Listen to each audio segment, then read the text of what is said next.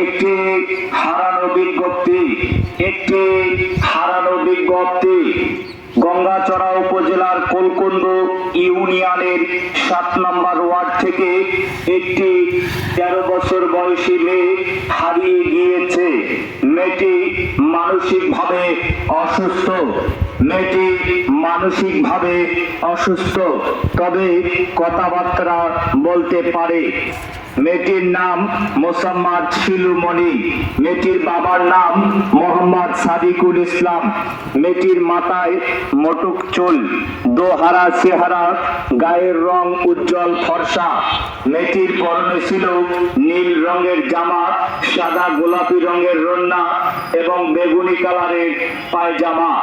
মেয়েটির উচ্চতা আনুমানিক 4.5 ফিট। মেয়েটির দোহারা চেহারা।